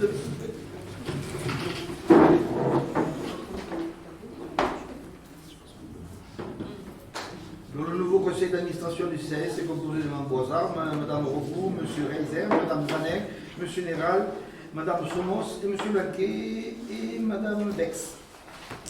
Et donc, prochain conseil d'administration du CCAS demain soir à 19h. Peut-être une information sur la suite. La suite, donc, il faudra contacter l'UDAF, puisque Mme Somos se représentait l'UDAF pour trouver une proposition d'un nouveau membre civil dans le CCAS, un représentant de l'UDAF. Et ensuite, en décembre, on fera les membres. Non, il faut réélire la vice-présidente. Ah oui. Je remettais un petit. Oui, il faudrait qu'au niveau du. Et oui, est-ce que vous avez renouvelé, vous avez en décembre. Il faudra réélire un vice-président. Bon, ok. Alors on remettra ça. Désolée. Et donc le dernier point a trait à la modification de la composition des commissions municipales. Donc suite à la démission de M. Quentin Lopard, c'est Mme Souad Rafiki qui va le remplacer. Donc elle a accepté de reprendre toutes les commissions dans lesquelles elle était intégrée. Donc il s'agit de la commission de vie scolaire et périscolaire, le conseil municipal des jeunes, la commission communication, vie culturelle, cérémonie et la commission association, sport, vie festive, dont les autres commissions restent inchangées. Il s'agit d'un bulletin que l'on peut réaliser à main levée. Qui est contre ces constitutions de commission? Qui s'abstient? Approuvé. Nous avons reçu donc des questions du groupe SI2M.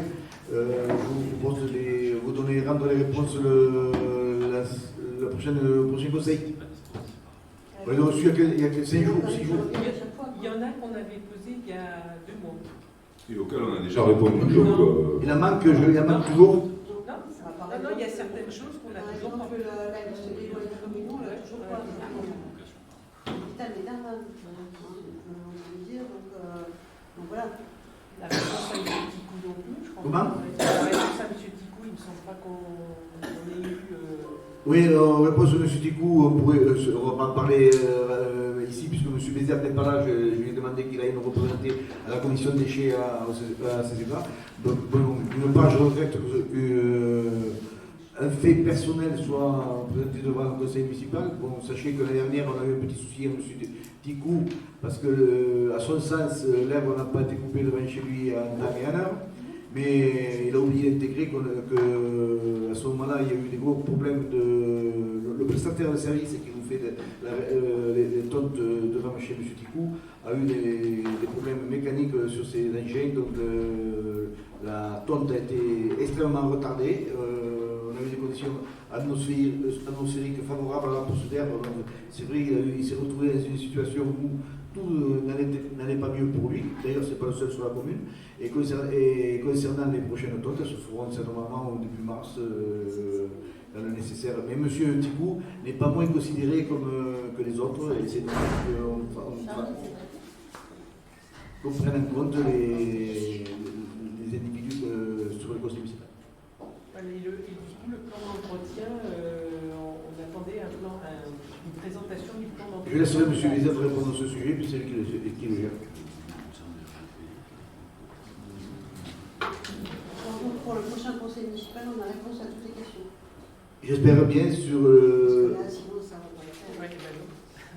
Mais il y a des questions qui ont été quand même déjà traitées. Mais on a enlevé des questions où il y avait eu des réponses. Je rappelle que dans le règlement intérieur, il est explicitement précisé qu'il y a un rapport entre la quantité de questions posées et le temps qui est limité pour pouvoir y répondre. Vous avez envoyé des questions en fin de semaine dernière. Il y a, je ne sais pas combien de questions, une dizaine de questions. Donc je pense qu'effectivement, eu égard le temps qui nous était laissé pour pouvoir répondre aux questions, on peut effectivement le repousser à une séance suivante.